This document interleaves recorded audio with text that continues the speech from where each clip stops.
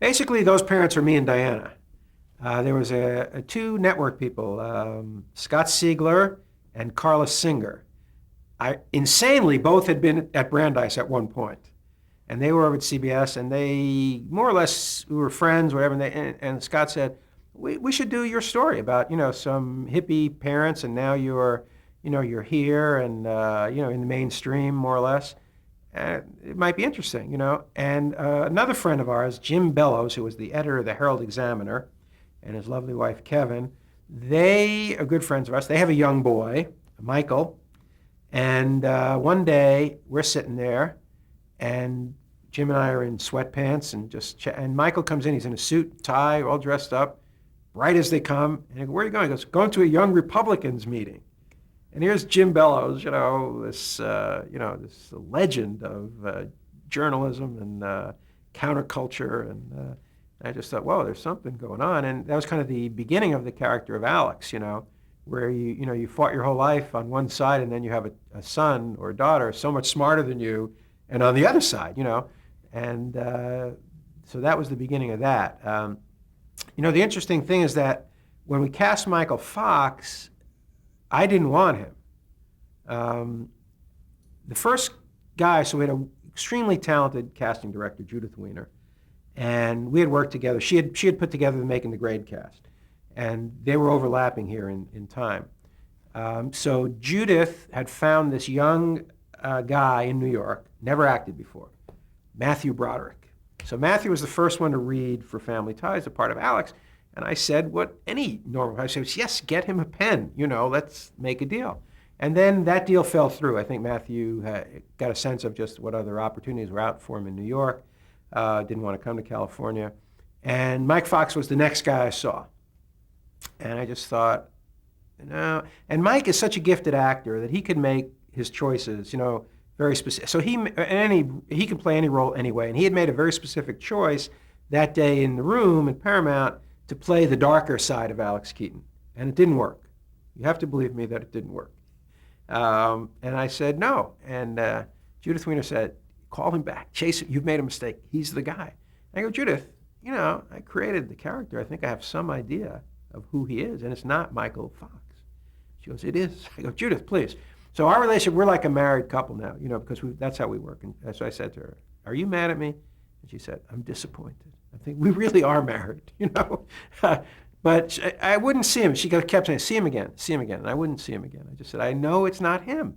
Meanwhile, this Making the Grade premieres in Washington, D.C., to the press tour, and gets rave reviews. I should have realized we were never going to make it. And especially gets raves on the cast. Now, I'm out drinking. I have had 104 margaritas at this point. And I called Judith just to tell her, how much her work had been appreciated and to thank her. And she says, you're in a good mood. I'm humming La Bamba, And so I go, yeah, I'm in a great mood. And she goes, well, will you do me a favor? I go, anything. She goes, will you see Michael Fox one more time when you come back? I go, I will, Judith, but only for you because I know he's not the guy. So she calls him in, and I say, anything you want me to tell you? He goes, no, I just do it better, huh? And he gives me this little smile, and I'm thinking, Matthew who? It's like, and boom, he nailed it. He just played who he was. He played another side. He was Mike. And as soon as he left, I turned to Judith and I said, this kid's great. Why didn't you tell me about him? And that's how we got him. But I was thinking, what if Mike had gotten another pilot while I was dicking around with whatever I was doing there? Wow. We wouldn't be interviewing, we wouldn't be speaking. So it was just luck. And then at the beginning, of course, I get the phone call. NBC, we love the show. We're picking it up. We have one note. I go, what's that? Replace Michael Fox. I go, wait, didn't you see the pilot? He goes, well, yeah, we're just not sure, is it a good fit with the Fox? Is he tall enough?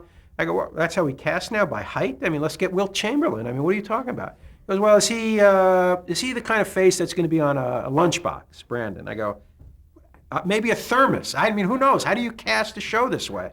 And luckily, Brandon was Brandon and Grant was Grant. I said, look, you don't want to do the show with Michael Fox, I understand, but I'm not doing the show without him. So don't pick the show up. Again, it's all about process. because I was thinking, how do I go to work? What do I do? If I'm a guy who they can call me up and say, replace this kid who I think is fantastic, and I do it. I mean, then what am I? I'm nothing. I'm an idiot. And so I said, don't put the show on. And then they thought about it, and Brandon being great, and he said, all right, if you feel that strongly about it. So that's typical of Brandon. If this was today, Family Ties does not get on the air because I don't think there's a network person. I don't even know who they are, but I don't think there's in this culture of network behavior now, I don't believe, I hope I'm wrong, I don't believe there's a guy or a woman who would, give the green light to that kind of in that situation. I would say, actually, to everybody, too, it's a great weapon to have over your wife and other members of your family, to have a television show where she's portrayed.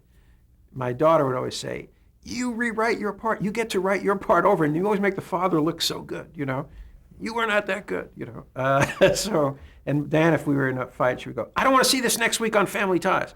Because the best thing we always try to use our own life in the show. Those are always our best episodes. We would start Monday morning and talk about what happened over the weekend in our writers group, and try to come out with what's the idea, that really belonged to the real world.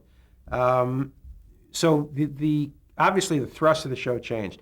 It was also it was mostly Mike Fox's compelling portrayal of this at that moment unique character, So there was just no way to ignore it. It didn't matter. You could give him a scene with no jokes. The character was unstoppable in his hands, And so you could, as a producer of the show, you couldn't ignore it. It would be criminal. And plus for us, that character was becoming the guy we all wanted to write for, because he was in a comic, in the world of comedy, he was a classically comically blind character, which is, he didn't understand why everybody wasn't thinking the way he did. What is the problem here, So it was great. But it caused a problem with the other actors, especially with Michael Gross and Meredith, because this was not what they had agreed to, really. It wasn't, Mike is third billed on the show. It was presented to them as that show, and it was a show that I sat down to write.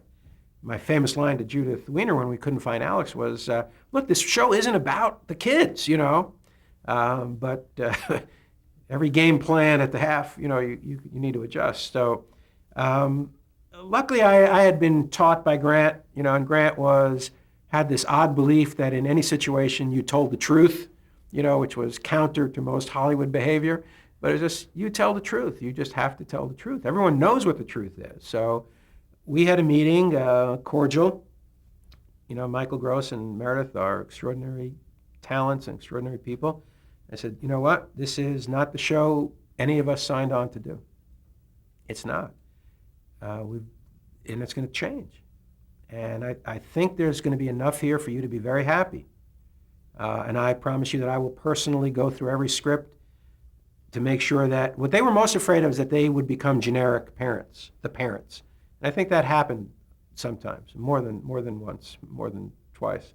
It was just hard not to, because aside from everything else, when Alex had a problem, it was very legitimate for the parents to be involved. When the parents had a problem, it seemed odd for the kids to be involved. So structurally, it also played into that. But primarily, it was Michael Fox.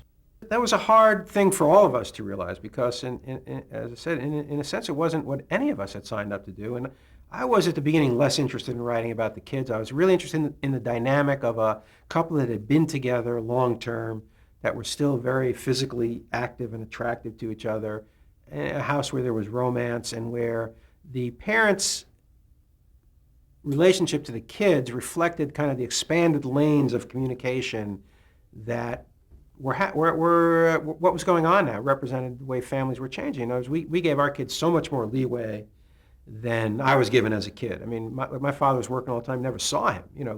We never had dinner in the house, never. Also, this father was not threatened by the growing power of his own children. They were trying to have a relationship that would continue into the future. His goal was not to show how he could control and coerce these kids. It was ruling by love. It was the power of love that kept everybody, and respect, which I think is more powerful than fear. So I wanted to show those elements in a family. But especially the parents. In the early episodes were all about the parents. They ended up being the ones we aired last that first year. And in that meeting, I don't think it was easy for Michael or Meredith, because I don't think it was. But they were great. I mean, they signed on. They made that choice, and they made a choice to be happy, and I think it reflected well on them the whole 7 years. They were great. But Mike made it easy because he was never in your face. Mike Fox never asked to have his billing improved, his dressing room enlarged, his parking spot changed. It was just about the work. Talk a bit about Stephen Keaton and Elise Keaton and how they compared or contrasted with you and Diane. This is a very dangerous area for me. They were, especially in the banter between them, I think it was very much me and Diana. Yeah, it was close. Meredith, who was friends with Diana, would always say, "Do you have any tips on how to play you?" So. But I liked a father who was not.